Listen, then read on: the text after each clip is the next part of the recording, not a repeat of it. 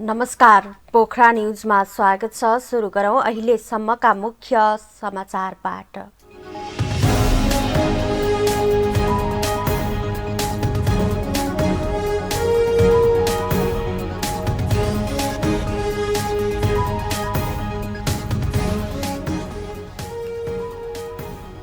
प्रधानमन्त्री केपी शर्मा ओली प्रधानमन्त्रीको पदमा बस्न लायक नभएको नेकपा प्रचण्ड माधव समूहका अध्यक्ष नेपालको भनाई।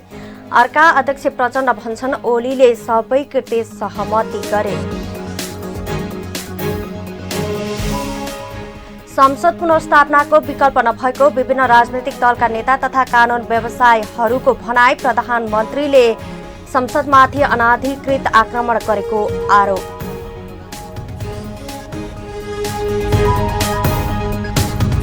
नयाँ प्रजातिको कोरोना भाइरस नेपालमा भेटिएको पुष्टि। देशभर 322 नयाँ संक्रमित थपिए। कोरोनाबाट थप 6 जनाको मृत्यु।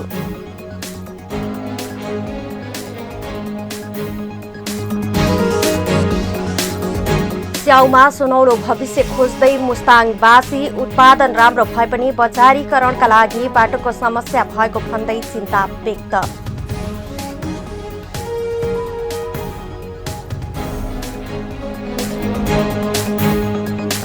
र राजधानीमा जारी प्रधानमन्त्री कप पुरुष राष्ट्रिय प्रतियोगितामा गण्डकी प्रदेश र बागमती प्रदेश विजयी। प्रदेश 1 को 2 विकेटले पराजित हुँदा सुदूरपश्चिम प्रदेश 179 रनले पराजित।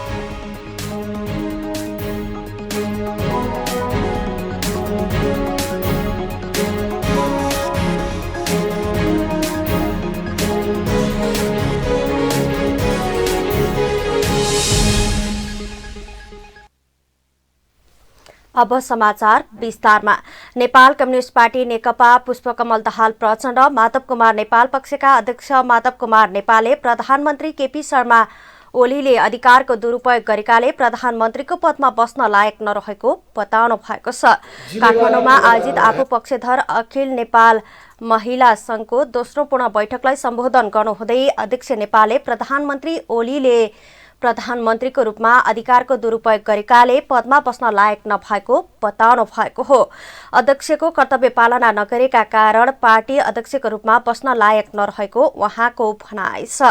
अध्यक्ष नेपालले प्रधानमन्त्री ओलीले संकटकाल लगाएर अथवा अन्य असंवैधानिक कदम चालेर भए पनि 5 वर्ष प्रधानमन्त्री बन्न चाहेको उल्लेख गर्दै ओलीले चुनाव नगराउने बताउनु भयो। पदमा बस्नु मन लागेको होइन। त्यसो भने म अन्तमा के भन्न चाहन्छु भने कि अहिले हामी के का निम्ति लागेका छौँ यो मनमा सोच्नुहोस्।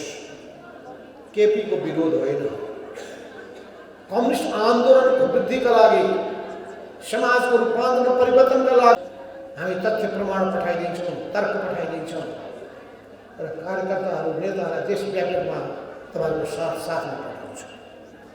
त्यस हुनाले भ्रम पैदा गरिएका विषयहरू यी सबै अब प्रधानमन्त्री काम चलाऊ प्रधानमन्त्री चाहेका होइन। उनलाई 5 वर्ष बस्नुपर्ने छ जसरी पनि। त्यो बस्नका लागि बरु उनले सङ्कटकाल लगाएर भए पनि बरु अरू असंवैधानिक अनेक कदम चालेर भए पनि भएको उपलब्धि गुमाएर भए पनि उहाँ त्यहाँ टिक्न चाहनुहुन्छ। चुनाव त हुने स्थिति नै छैन। त्यसो भएर उहाँलाई चुनावसित कुनै मतलब छैन। उहाँ संस्था बनाउने मान्छे होइन, संस्था बिगार्ने मान्छे। अध्यक्ष नेपालले कम्युनिस्ट आन्दोलनलाई छिन्न भिन्न हुन नदिने गरी अघि बढ्ने बताउनु भएको छ। देशको प्रगतिको लागि आन्दोलनको विकल्प नभएकोले आन्दोलनको ज्वारा भाट सृष्टि गर्ने उहाँको भनाइ छ। केन्द्रीय सदस्य हामीतिर छ, जानबाट रोक्नका लागि हामीले र आन्दोलनका विसर्जन र पतनको दिशाबाट जान रोक्नका लागि स्पष्ट दृष्टिकोण बोकेर गणतन्त्र। त्यसो भने म अन्तमा के भन्न चाहन्छु भने कि अहिले हामी के का निम्ति लागेका छौँ यो मनमा सोच्नुहोस्। केपीको विरोध होइन, कम्युनिस्ट आन्दोलनको वृद्धिका लागि, समाजको रूपान्तरण परिवर्तनका लागि, सिद्धान्तको लागि विचार र सही नीतिको लागि हामी जुटेका छौँ र यो सबै स्थितिमा पार्टीमा के भयो, भ्रम फैलाइने कुराहरू के छन्, एक चिजलाई चिर्नु सक्नु भएको छैन भने हामीलाई सोध्नुहोस्, हामी तथ्य प्रमाण पठाइदिन्छौँ, तर्क पठाइदिन्छौँ र कार्यकर्ताहरू नेताहरूलाई देशव्यापीमा तपाईँहरूको साथमा पठाउँछौँ। त्यस हुनाले भ्रम पैदा गरिएका विषयहरू यी सबै अब प्रधानमन्त्री काम चलाऊ प्रधानमन्त्री केपी ओली के चुनाव गराउन खोजेका हुन्? होइन। उनी चुनाव गरेर 6 महिनाबाट प्रधानमन्त्रीमा हट्न चाहेका हुन्? होइन। उनलाई 5 वर्ष बस्नुपर्ने छ जसरी पनि। त्यो बस्नका लागि बरु उनले सङ्कटकाल लगाएर भए पनि बरु अरू असंवैधानिक अनेक कदम चालेर भए पनि भएको उपलब्धि गुमाएर भए पनि उहाँ त्यहाँ टिक्न चाहनुहुन्छ। चुनाव त हुने स्थिति नै छैन। त्यसो भएर उहाँलाई चुनावसित कुनै मतलब छैन। उहाँ संस्था बनाउने मान्छे होइन, संस्था बिगार्ने मान्छे। यस अर्थमा यो भ्रममा पनि नपर्नुहोस् र समाजले, सिङ्गो समाजले भनिरहेको छ, विश्वले भनिरहेको छ कि यो कदम असंवैधानिक हो। पूर्व प्रधान न्यायाधीशहरूले साफका साथ भन्नुभएको छ, नागरिक समाजका अगुवाहरूले भनेका छन्, सबै राजनीतिक पार्टीहरूले मैदानमा उत्रिसकेका छन् र भनिरहेका छन् यो कदम असंवैधानिक हो। नेपाली काङ्ग्रेसले, जनता समाजवादी पार्टीले, जनमोर्चाले, 22 दलीय वाम मोर्चाले, अरू त्यसै गरी साना अनेक दलहरूले भनिरहेका छन्। यस अर्थमा सिङ्गो देश एकतिर, केपी ओली एक्लो टुर भएर अर्कोतिर, यस्तो अवस्थामा केपी ओलीले मुख देखाउने कसरी? उहाँले इतिहासमा कलङ्कको टीका लगाउनु भएको छ। इतिहासले उहाँलाई दण्ड दिनेछ। अर्को विषय पार्टीको आधिकारिक 441 को 295 को हस्ताक्षर निर्वाचन आयोगमा बुझाइसकेका छौँ।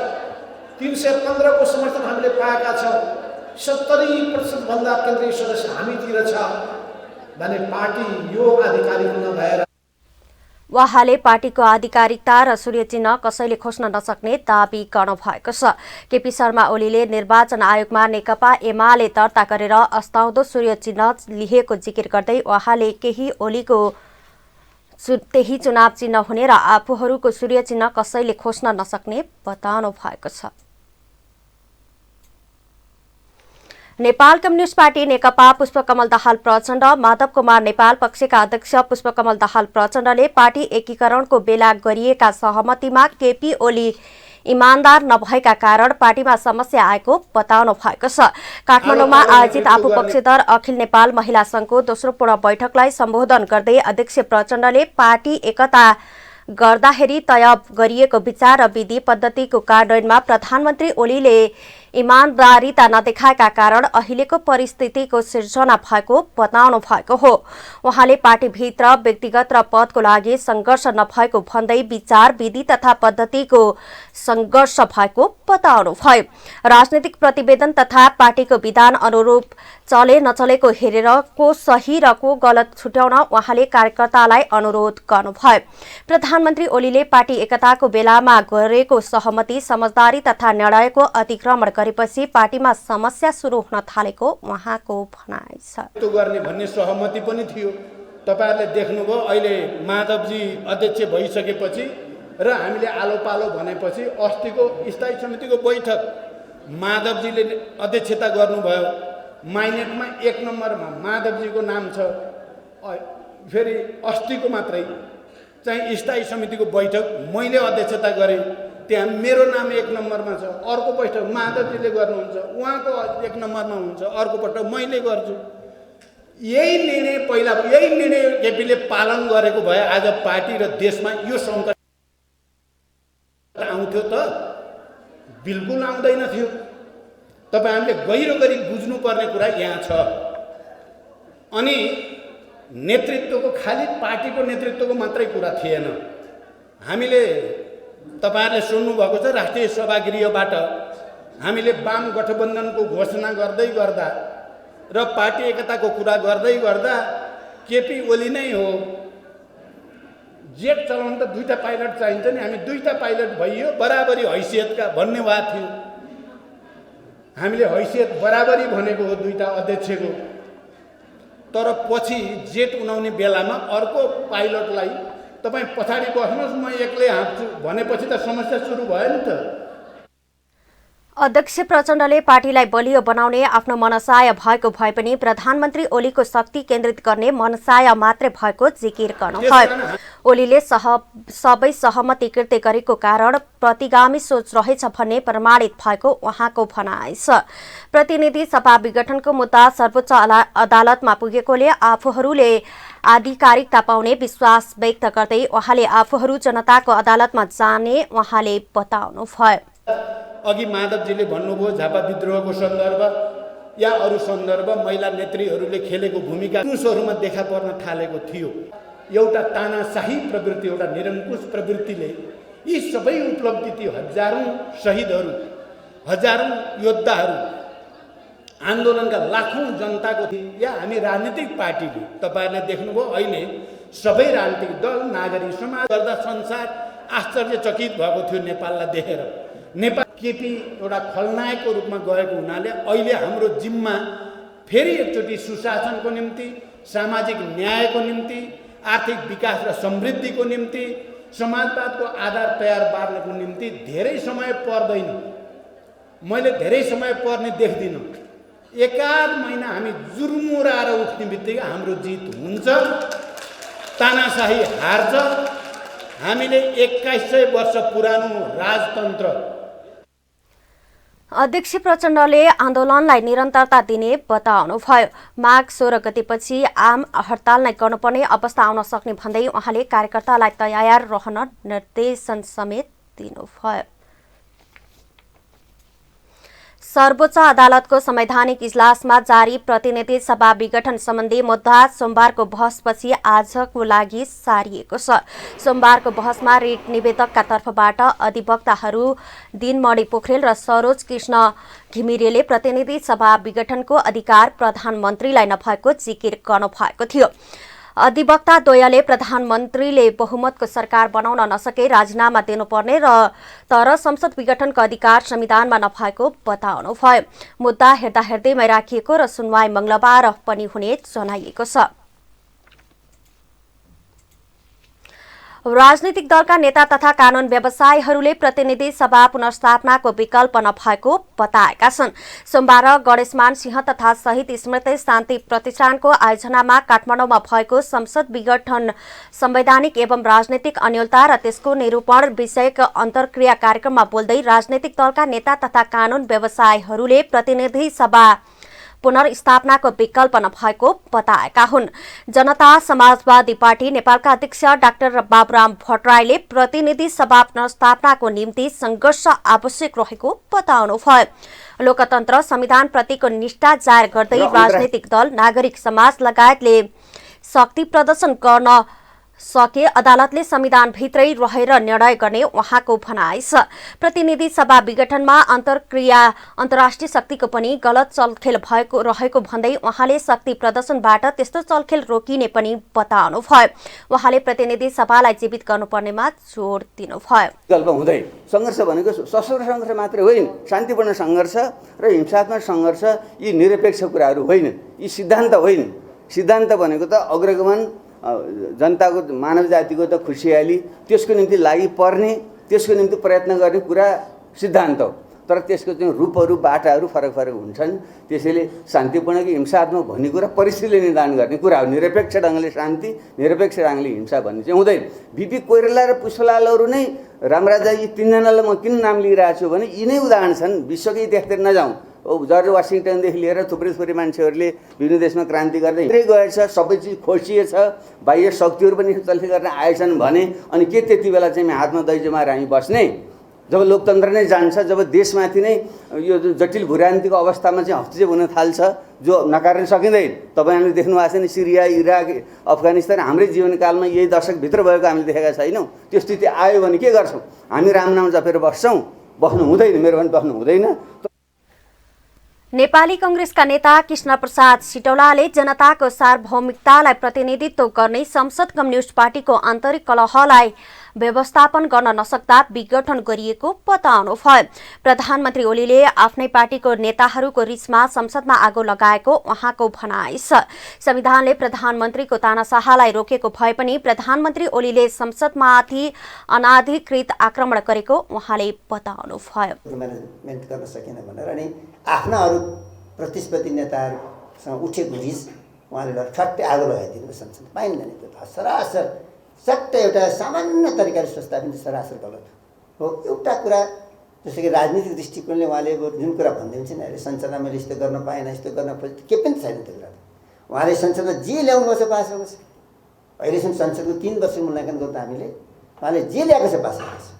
एक दुईवटा कुरा मात्रै उहाँले फिर्ता गर्नुभएको छ। एउटा गुठी सम्बन्धी फिर्ता गर्नुभएको छ, प्रेस सम्बन्धी रोक्नुभएको छ, स्थगन गर्नुभएको छ, मानवाधिकार सम्बन्धी स्थगन गर्नुभएको छ। नेपाल बार एसोसिएसनका अध्यक्ष चण्डेश्वर श्रेष्ठले संविधान निर्माताका प्रधानमन्त्रीलाई संसद विघटनको अधिकार नदिनको निम्ति गरिएको छलफलको अभिलेख अदालतमा झिकाउनुपर्ने धारणा राख्नुभयो। न्यायाधीशहरूले संवैधानिक सर्वोच्चता र विधिको शासन अनुरूप धर्म निर्वाह गर्ने हो भने प्रतिनिधि सभा पुनर्स्थापनाको विकल्प नहुने उहाँको भनाइ छ। त्यो सम्बन्धमा म यहाँहरू समक्ष अनुरोध गर्दछु। सर्वोच्च अदालतमा अहिले बहसको दौरानमा प्रश्न उठिराखेको छ कि यो प्रदेश सभा विघटन गर्ने अधिकार प्रधानमन्त्रीलाई दिनु हुँदैन भन्ने कुरा जो अभिलेख छ संविधान निर्माणको क्रममा, त्यो अभिलेख झिकाउनको लागि हामी कानुन व्यवसायहरूले त्यहाँ उठाइराखेका छौँ र त्यो चिज उपलब्ध गराइदिनु हुनको लागि अहिलेका आजको कार्यक्रमका प्रमुख अतिथि, विशेष अतिथि नेतागणहरूले यो विषयमा उपलब्ध गराइदिनु हुनको लागि चाहिँ अदालतले नमाग्न सक्दछ, अदालत ठेगान छैन। तर कानुन व्यवसायहरूको जो बहसको क्रममा प्रधानमन्त्री केपी शर्मा ओलीको सिफारिसमा राष्ट्रपति विद्यादेवी भण्डारीले पौष 5 गते प्रतिनिधि सभाको विघटन गरेसँगै राजनैतिक दल, नागरिक समाज, कानून व्यवसाय लगायतले दैनिक जसो प्रतिनिधि सभा विघटनको विषयमा विरोध तथा अन्तर्क्रिया कार्यक्रम गर्दै आएका छन्। नेपाल कम्युनिस्ट पार्टी नेकपाका अध्यक्ष पुष्पकमल दाहाल प्रचण्डले सरकार विरुद्धको आन्दोलनलाई आवेगसहित आक्रमक बनाउन युवा विद्यार्थीलाई निर्देशन दिएसँगै काठमाडौँमा सुरक्षा व्यवस्था खलबलिने भएको छ।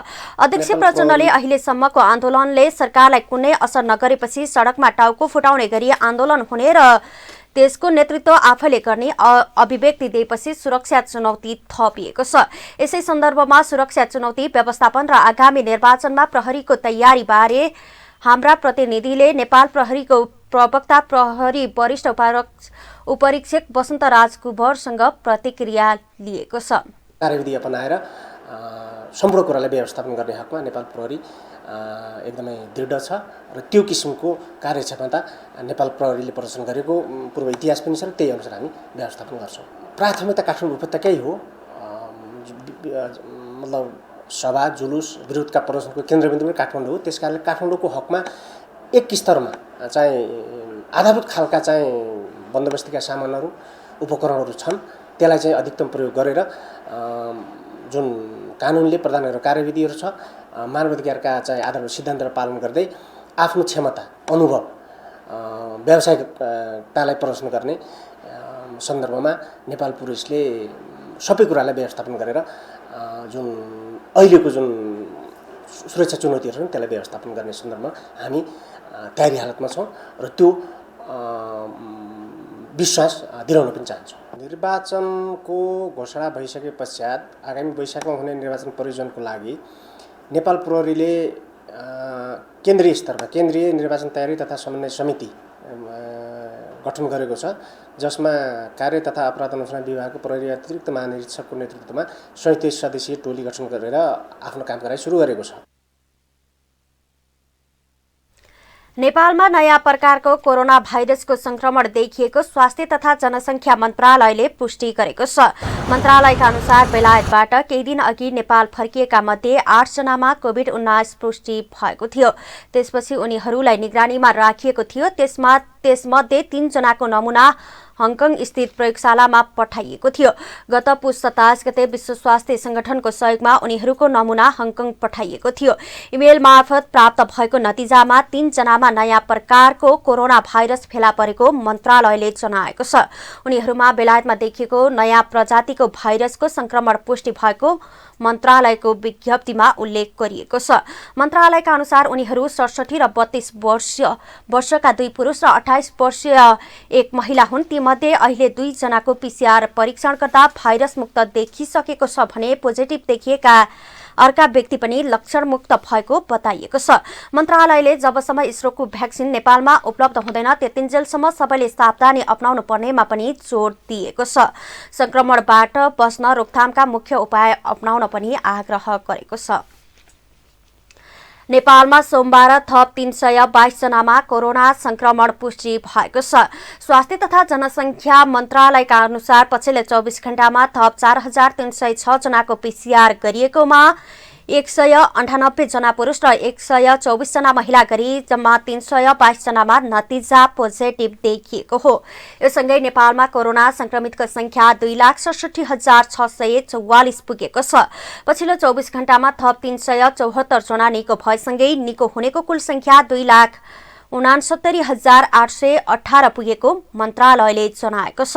नेपालमा कोरोनाबाट 6 जनाको मृत्यु भएको छ। यो सँगै नेपालमा कोरोनाका कारण ज्यान गुमाउनेको संख्या 1,965 पुगेको छ। मन्त्रालयका अनुसार नेपालमा हाल क्वारेन्टिनमा 229 जना रहेका छन् भने 3,861 जना आइसोलेसनमा रहेका छन्। गण्डकी प्रदेशका विभिन्न जिल्लाहरूमा थप 25 जनामा कोरोना संक्रमण देखिएको छ। कास्की जिल्लाको पोखरामा 17 जना, तनहुँ जिल्लाका 3 जना, नलपुर जिल्लाका 2 जना र बागलुङका 3 जनामा सोमबार संक्रमण पुष्टि भएको हो। गण्डकी प्रदेश स्वास्थ्य निर्देशनालयका अनुसार थप संक्रमितसँगै सोमबार दिउँसोसम्म 15,179 जनामा संक्रमण पुष्टि भएको छ। कास्कीको पोखरा महानगरपालिका वडा नम्बर 4 का 1 जना पुरुष, वडा नम्बर 6 का 4 जना महिला र 1 जना पुरुष, वडा नम्बर 8 का 4 जना पुरुष, वडा नम्बर 15 का 1 जना महिला र 2 जना पुरुष, वडा नम्बर 16 का 1 जना पुरुष, वडा नम्बर 17 का 1 जना पुरुष, वडा नम्बर 27 का 1 जना पुरुष, वडा नम्बर 28 का 1 जना पुरुषमा संक्रमण पुष्टि भएको हो। त्यसैगरी तनहुँको शुक्ला गण्डकी नगरपालिका वडा नम्बर 4 का 1 जना महिला र 2 जना पुरुष, नलपुर जिल्लाको गैडाकोट नगरपालिका वडा नम्बर 2 का 1 जना पुरुष, मध्यबिन्दु नगरपालिकाका वडा नम्बर 6 का 1 जना पुरुष, बागलुङको बागलुङ नगरपालिका वडा नम्बर 1 का 1 जना महिला र 1 जना पुरुष, वडा नम्बर 3 का 1 जना पुरुषमा संक्रमण पुष्टि भएको निर्देशनालयले जनाएको छ। त्यस्तै पोखरामा कोरोना संक्रमणबाट थप 1 महिलाको ज्यान गएको छ। तनहुँ जिल्ला भीमाद नगरपालिका 6 की 50 वर्षीय महिलाको कोरोना संक्रमणबाट आइतबार राति ज्यान गएको हो। आइतबार दिउँसो पोखरा 8 का 1 जना पुरुषको कोरोना संक्रमणबाट मृत्यु भएको छ। पोखरा 8 का 73 वर्षीय संक्रमित पुरुषको पोखरा स्वास्थ्य विज्ञान अन्तर्गत पश्चिमाञ्चल क्षेत्रीय अस्पताल पोखराको कोभिड-19 उपचार केन्द्रमा उपचारको क्रममा निधन भएको गण्डकी प्रदेश स्वास्थ्य निर्देशनालयले जनाएको छ। यससँगै गण्डकी प्रदेशमा कोरोना संक्रमणबाट मृत्यु हुनेको संख्या 179 पुगेको छ। वीर अस्पतालमा निर्माण गरिएको हेल्थ डेस्क क्लिनिक ज्वरो नाप्ने कोठा औपचारिक रूपमा अस्पताललाई हस्तान्तरण गरिएको छ। नेपालमा कोभिड-19 को महामारी फैलिए लगतै वीर अस्पतालमा हेल्थ नेपाल नेटवर्क तथा न्यू डाइमेन्सन क्लेसोर 14 को सहयोग तथा वीर अस्पतालको सहकार्यमा ज्वरो नाप्ने कोठा सञ्चालनमा आएको हो। उक्त हेल्थ डेस्क क्लिनिक सोमबारदेखि औपचारिक रूपमा वीर अस्पताललाई हस्तान्तरण गरिएको छ। वीर अस्पतालमा बिरामीको चाप बढी हुने, बिरामीलाई सामाजिक दूरी तथा स्वास्थ्य मापदण्डको विषयमा काउन्सेलिङ गर्नुपर्ने तथा कोभिड-19 को संक्रमित पनि छुटाउनु पर्ने भएकोले वीरमा उक्त डेस्क स्थापना गरिएको हेल्थ नेपाल नेटवर्किङका सचिव लता घिमिरेले जानकारी दिनुभयो। हस्पिटल छ र सबैले विश्वास पात्र पनि भयो, विश्वासिलो हस्पिटलको रूपमा आइसकेको हस्पिटल भएको कारणले गर्दा पूर्व मेचीदेखि पश्चिम महाकालीसम्मका बिरामीहरूको पहिलो चोइस हस्पिटल आउनु पर्दाखेरि भनेको वीर हस्पिटल हुन आउँछ। त्यसले गर्दाखेरि जुन किसिमको चाप यहाँ बढी छ नि, त्यो चापले गर्दाखेरि अब एकातिर चाहिँ चाप बढी छ, अर्कोतिर कोभिडको सन्दर्भमा आउँदाखेरि हामीले यो सोसल डिस्टेन्स र फिजिकल डिस्टेन्सलाई पनि मेन्टेन गर्नुपर्ने अवस्था छ। हेल्थडेस्क क्लिनिक अस्पताललाई हस्तान्तरण गरिएसँगै आगामी दिनमा आवश्यक मर्मत सम्भार तथा सञ्चालनमा नियमितता दिन आग्रह गरिएको छ। हेल्थडेस्क क्लिनिक ज्वरो नाप्ने कोठा 3,75,000 रुपियाँ लागतमा निर्माण भएको हो। कुनै पनि उपचार अघि ज्वरो नाप्ने कोठामा ज्वरो नाप्न तथा परामर्श लिन आग्रह गरिएको छ। पोखरा न्युजमा पालो आर्थिक समाचारको।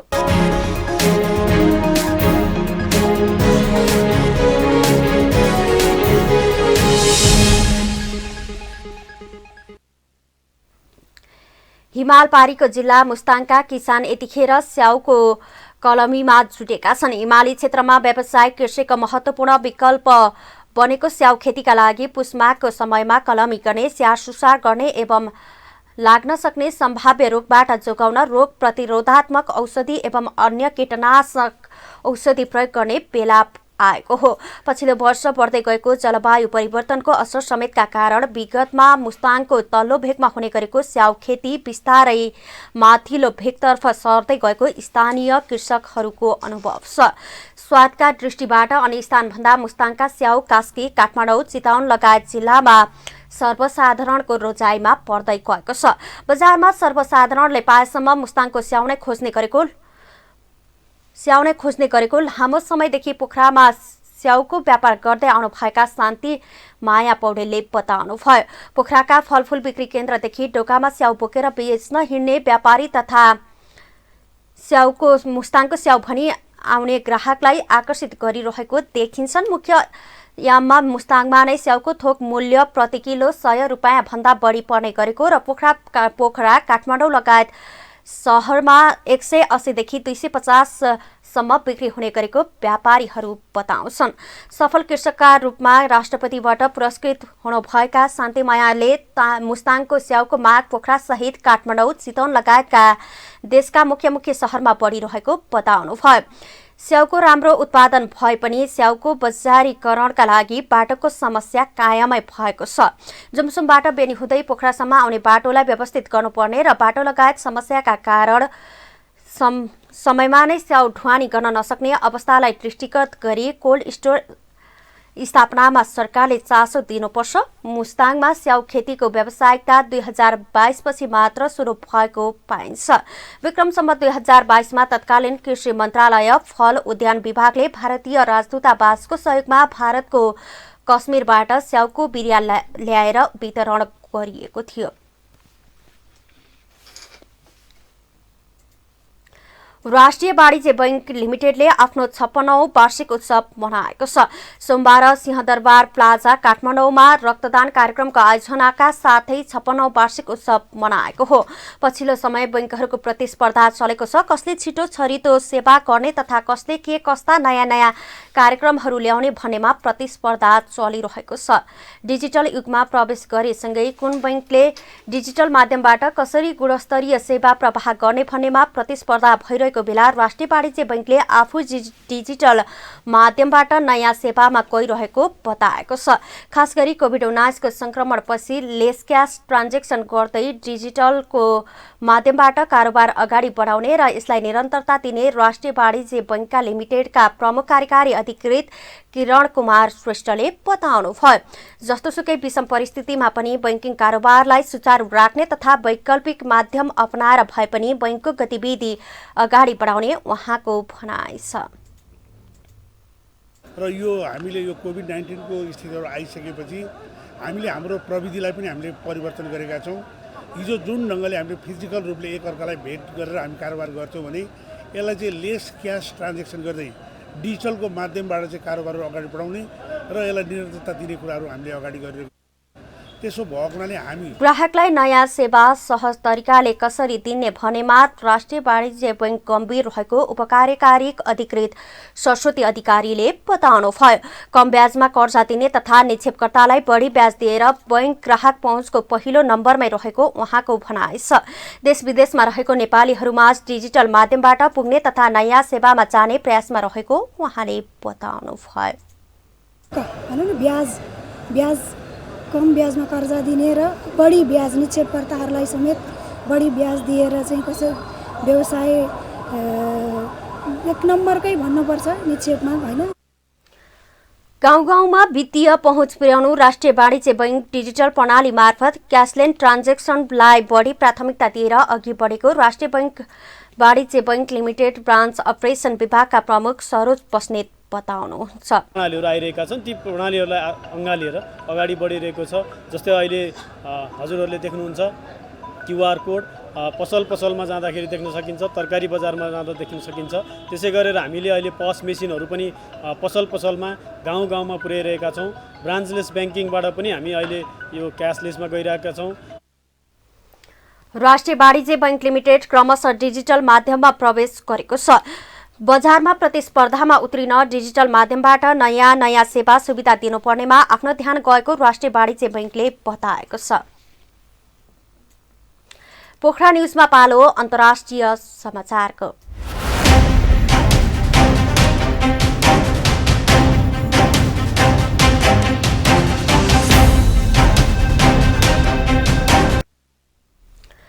पूर्वी चीनको भूमिगत खानीमा जनवरीमा 10 मा फँसेका 22 श्रमिक खानीभित्र जीवित नै रहेको लक्षण भेटिएको उद्धारकर्ताहरूलाई उद्धृत गरी चिनिया समाचार संस्था सिन्हाले जनाएको छ। खानी भत्किएर पुरिएका उनीहरू एक हप्तापछि खानीमा जीवित रहेको लक्षणहरू फेला परेको आइतबार उद्धारकर्ताहरूले बताएका हुन्। उनीहरूका उद्धारका लागि थप प्रयासहरू सुरु भएको चिनिया अधिकारीहरूले बताएका छन्। खानीमा विस्फोट हुँदा बाहिर निस्कने भर्याङ भत्किएका कारण उनीहरू खानीभित्र फँसेका हुन्। खानीभित्र रहेका ती मजदुरहरूसँग सम्पर्क भने गर्न सकिएको छैन। जमिनभित्रबाट कसैले ढकढकाएको आवाज आएको उद्धारकर्मीहरूले बताएका छन्, तर त्यो आवाज श्रमिकको नै हो कि होइन भन्ने पुष्टि भने नभएको बताइएको छ। चीनको पूर्वी प्रान्त सान्दोङको किसिया सहर नजिकै रहेको सुनखानीमा रहेका उनीहरूलाई जीवितै उद्धार गर्ने आशा क्षीण बनेको समयमा उनीहरूमध्ये कोही जीवितै रहेको लक्षण भेटिएको खबरले श्रमिकका परिवार र आफन्तमा उनीहरूमा जीवित हुने आशा पलाएको छ। आइतबार दिउँसो उद्धारकर्मीहरूले खानीमा ड्रिल गर्ने क्रममा ढकढकाइरहेका आवाजहरू सुनिएको सिन्वा समाचार एजेन्सीले समाचारमा उल्लेख गरेको छ। यद्यपि यसलाई पुष्टिकरणको आवश्यकता रहेको समाचारमा उल्लेख छ। स्थानीय अधिकारीहरूले खानीमा खाद्यान्न र टेलिफोनका लाइनहरू पठाउने योजना बनाएका छन्। सान्दोङ इन्भेस्टमेन्ट कम्पनी लिमिटेडको स्वामित्वमा रहेको खानीमा दुर्घटना हुँदा श्रमिकले खानीलाई सुरक्षित पार्ने काम गरिरहेको बताएको छ।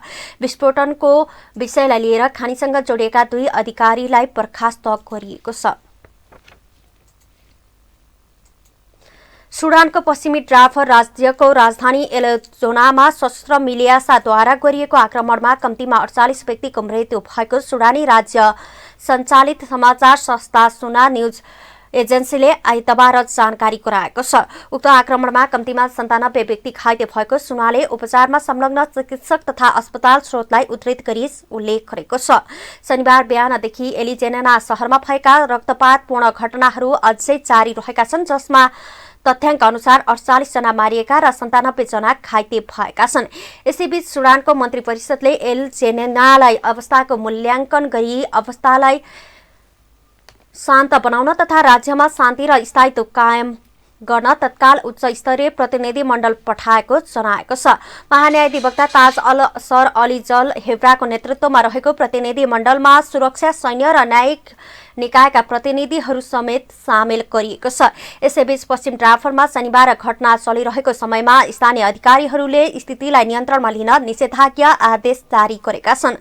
पश्चिमी डार्फर राज्यको गभर्नर मोहम्मद अब्दाला अल डोमाले एलिजेनामा 2 नागरिकको बीचमा भएको लडाईँबाट सुरु भएको हिंसा अन्त्य गर्न सेनालाई दिएको आदेशपछि अवस्था थप जटिल भएको थियो।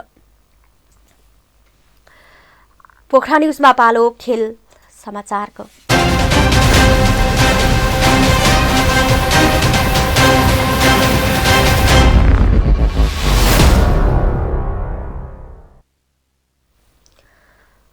राजधानीमा जारी प्रधानमन्त्री कप 1 दिवसीय राष्ट्रिय क्रिकेट प्रतियोगितामा सोमबार गण्डकी प्रदेशले पहिलो जित निकाल्दा दिनको अर्को खेलमा बागमती प्रदेशले सुदूरपश्चिम प्रदेशलाई हराउँदै प्रतियोगितामा लगातार दोस्रो जित निकालेको छ। गण्डकी प्रदेशले मुलपानी क्रिकेट मैदानमा प्रदेश 1 र माथि 2 विकेटको रोमाञ्चक जित निकाल्दै बागमतीले सुदूरपश्चिम प्रदेशमाथि 180 रनको फराकिलो जित निकालेको हो। सङ्घर्षप्रति जित निकालेको गण्डकीका जारी प्रतियोगितामा यो पहिलो जित हो। यसअघि पहिलो खेलमा आर्मीसँग पराजय भोगेको गण्डकीका लागि विशाल पौडेलले बलिङतर्फ ह्याट्रिक गर्दा गण्डकीले समूह तालिकामा स्पष्ट 2 अङ्क जोडेको हो। 103 रनको सामान्य लक्ष्यका साथ जवाफी ब्याटिङ गरेको गण्डकीले 37 ओभरमा 8 विकेट गुमाएर पूरा गरेको थियो। सङ्घर्षपूर्ण जित निकाल्दा गण्डकीका ओपनर अर्जुन कुमारले 35 रनको पारी खेल्दा दीपक डुम्रेले पनि समान 35 रन नै जोडेका हुन्। अभिषेक थापाले अभिजित 23 रनको स्कोर बनाए भने अन्य ब्याट्सम्यानले दोहोरो अङ्कको स्कोर जोड्न सकेनन्। पराजित भए पनि किफायती बलिङ गरेको प्रदेश 1 का लागि सुभाकर उराले समान 2 विकेट हात पार्दा दिपेश कडेल र हेमन्त राईले 1-1 विकेट आफ्नो नाममा लेखाएका छन्।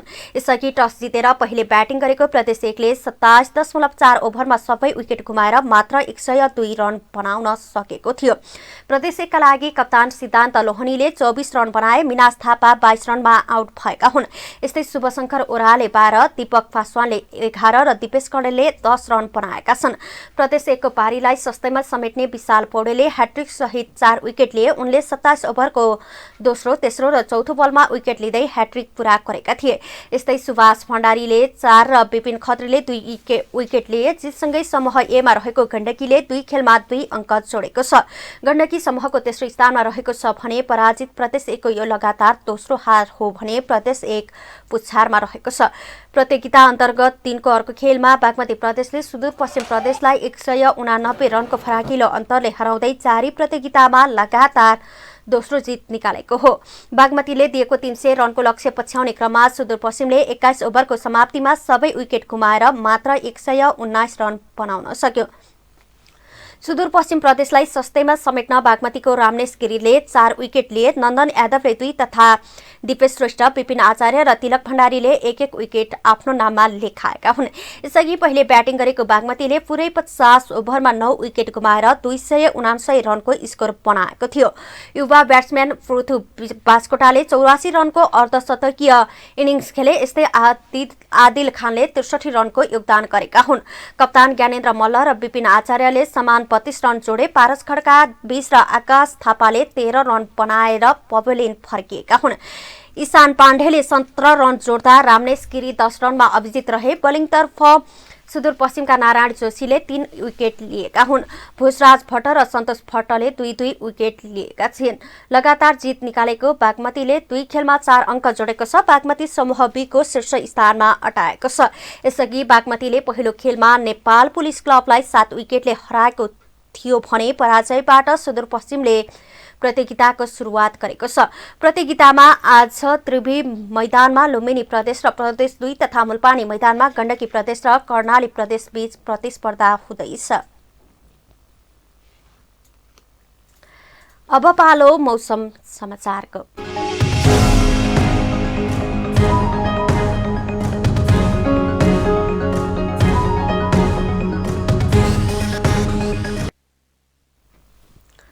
हाल देशको पूर्वी भूभागमा उत्तरी बंगलादेश आसपासमा बनेको न्यून चापीय प्रणालीको सामान्य प्रभाव रहेको मौसम पूर्वानुमान महाशाखाले जनाएको छ। हाल प्रदेश 1 र गण्डकी प्रदेशका पहाडी भूभागमा आंशिक बदली रहेको छ। राति देशका पहाडी भूभागमा आंशिकदेखि सामान्य बदली रही अन्य भूभागमा मौसम सामान्यतया सफा रहनेछ। प्रदेश नम्बर 1 का पहाडी भूभागका 1 वा 2 स्थानमा हल्का वर्षाको सम्भावना रहेको महाशाखाले जनाएको छ।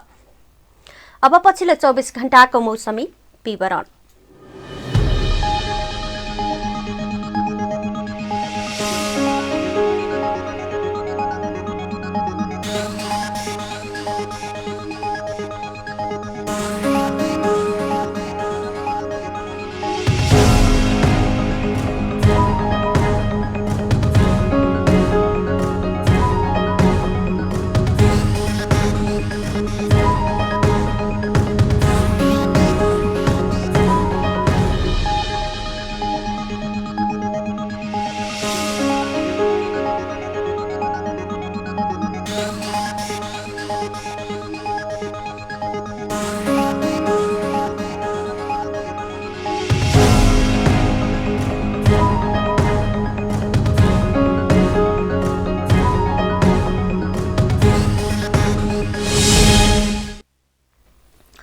समाचारका अन्त्यमा प्रमुख समाचारका शीर्षकहरू पुनः एकपटक।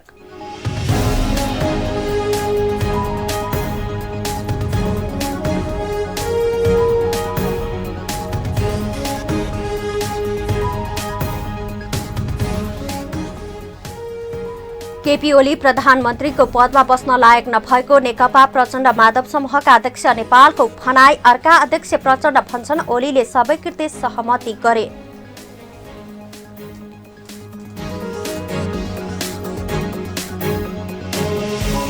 संसद पुनर्स्थापनाको विकल्प नभएको विभिन्न राजनैतिक दलका नेता तथा कानून व्यवसायीहरूको भनाई। प्रधानमन्त्रीले संसदमाथि अनाधिकृत आक्रमण गरेको आरोप।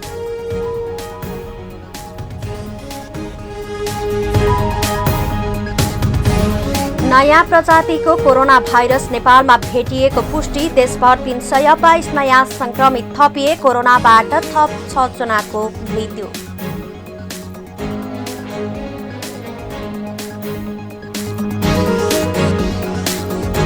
स्याउमा सुनौलो भविष्य खोज्दै मुस्ताङवासी। उत्पादन राम्रो भए पनि बजारीकरणको लागि बाटोको समस्या भएको भन्दै चिन्ता व्यक्त।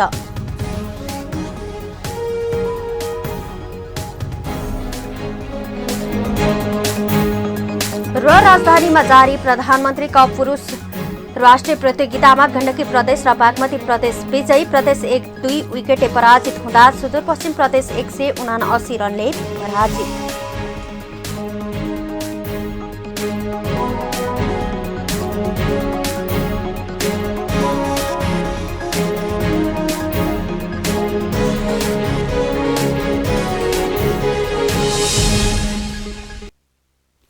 हौस् त अहिलेलाई पोखरा न्युज यति नै। हामीलाई बिदा दिनुहोस्। नमस्कार।